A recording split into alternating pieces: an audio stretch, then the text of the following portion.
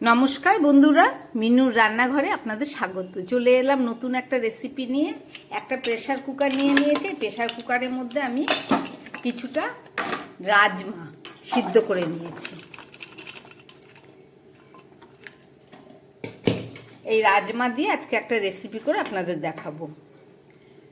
এই রাজমা মুদিখানা দোকানেই পাওয়া যায়। আমি এই যে 150 গ্রাম মতো রাজমা কিনে নিয়ে এসেছি। নিয়ে এসে সারা রাত্রি ভিজিয়ে রেখেছি জলে। সকালবেলা আমি এটাকে প্রেসার কুকারে 4টে সিটি দিয়ে সিদ্ধ করে নিলাম।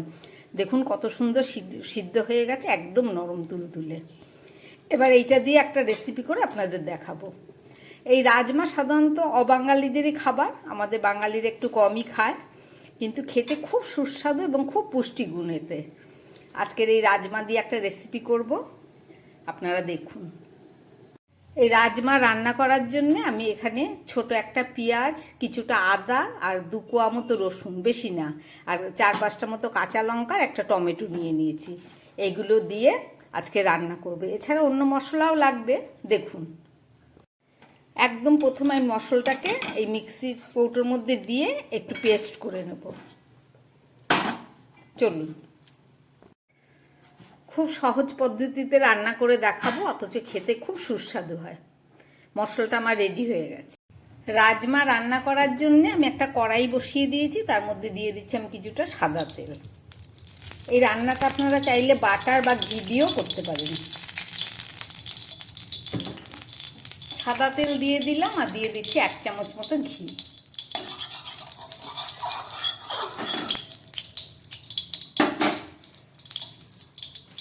এর মধ্যে দিয়ে দিচ্ছি আমি 2টো তেজপাতা আর একটা শুকনো লঙ্কা।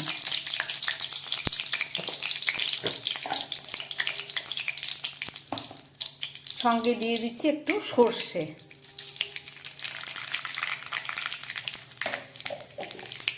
এছাড়া দিয়ে দিয়েছি একটা কারি পাতা।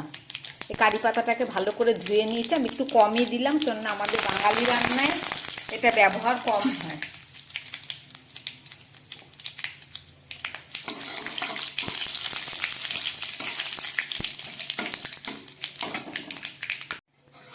ফোড়নটা খুব ভালো করে ভাজা হয়ে গেল। এরপরে আমি একটা টমেটো দিয়ে দিচ্ছি।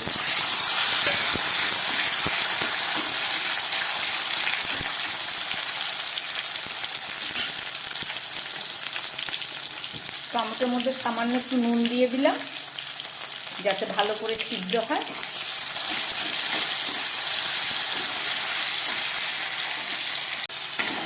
এবারে এই যে হিং, আমি একটু হিং নিলাম। এই সামান্য একটু হিং দিয়ে দিচ্ছি। আপনাদের কাছে থাকলে দেবেন, না থাকলে না দিলেও অসুবিধা নেই। এবারে এই যে পেস্ট করে রেখেছি মশলা, পেঁয়াজ, আদা, রসুন আর কাঁচা লঙ্কা, সেই পেস্ট আমি দিয়ে দিলাম।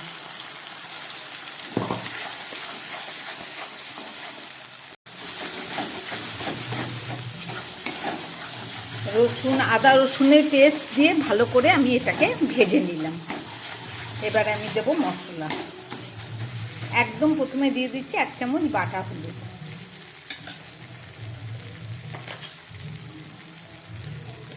আর দিয়ে দিচ্ছি 1/2 চামচ ধনের গুঁড়ো।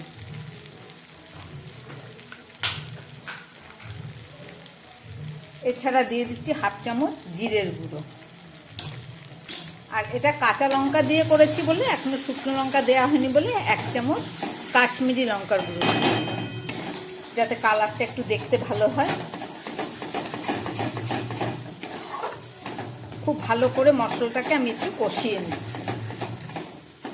এর মধ্যে সামান্য একটু জল দিলাম, মশলার জল।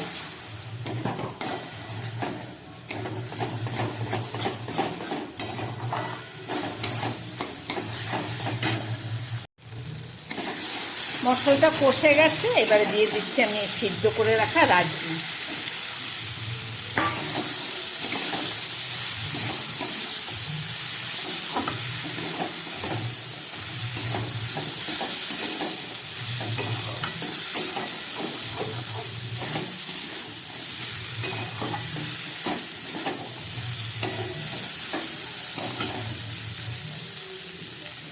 দিয়ে দিচ্ছি খুব সামান্য একটু গোলমরিচের গুঁড়ো।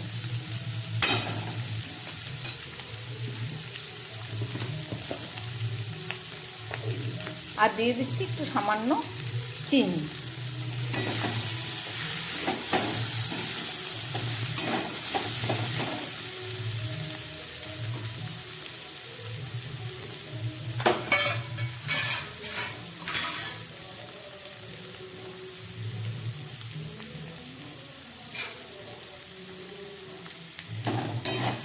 এবারে দিয়ে দিচ্ছি আমি 2 চামচ টক দই, ছোট চামচের 2 চামচ, বেশি না।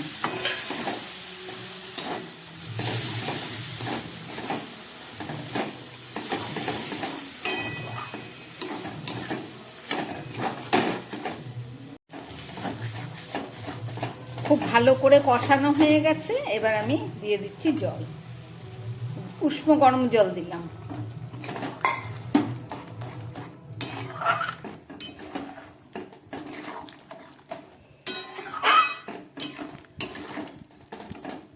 রাজমাগুলো তো এমনিতেই সিদ্ধ করা আছে।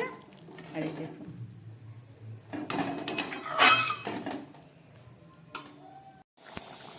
ফুটে উঠেছে রাজমাটা। এবারে আমি দিয়ে দেবো এর মধ্যে একটু তারকা মশলা। এই যে বাজারে কিনতে পাওয়া যায় 5 টাকা প্যাকেট, এর থেকে কিছুটা মশলা নিয়ে এই যে হাফ চামচ মতো নিয়ে আমি এটার মধ্যে দিয়ে দিলাম। কেননা আমার কাছে কস্তুরি মেথিটা নেই, ওইটা দিতে হয়, দিলে ভালো টেস্ট হয়। এছাড়া দিয়ে দিচ্ছি হাফ চামচ গরম মশলার গুঁড়ো গরম মশলা। আপনার যদি মনে হয় যে এটা একটু দানা দানা, একটু ঘন ঝোলের দরকার, তাহলে আপনি চাইলে একটা আলু সিদ্ধ করে নিয়ে, এই যে একটা আলু, ছোট আলু সিদ্ধ করে এভাবে ভেঙে এর মধ্যে দিয়ে দিতে পারেন। গ্রেভিটা খুব ভালো হবে, স্বাদও হবে। সবই দেয়া হয়ে গেল, ফুটে উঠেছে। এবার আমি একটা ঢাকা দিয়ে দেবো। ঢাকা দিলাম, গ্যাস কম করে 3-4 মিনিট রান্না হোক, তারপরে ফেরত এসে দেখাচ্ছি। 4-5 মিনিট পরে ফেরত আসলাম। গ্যাস কম করে রান্না বসিয়েছিলাম।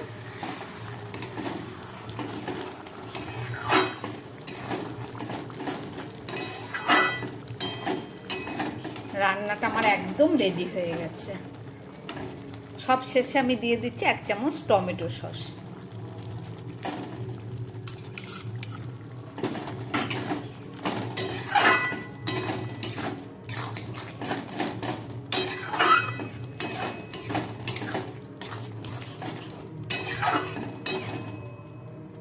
পুরো রান্না রেডি। আমি এবার গ্যাসটা বন্ধ করে দিচ্ছি।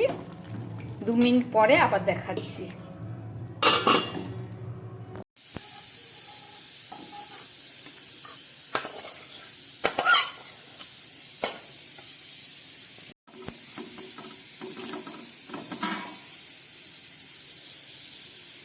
রান্না করলাম রাজমা, আপনারা দেখলেন কিভাবে করলাম। এটা খেতে অপূর্ব স্বাদ হয়। রুটি, পরোটা, লুচি এসবের সঙ্গে খেতে দারুণ লাগে। ভাইফোঁটা স্পেশালে ভাইদের বানিয়ে খাওয়াবেন, খুব ভালো লাগবে। এছাড়া ভাতের সঙ্গেও খাওয়া যায়।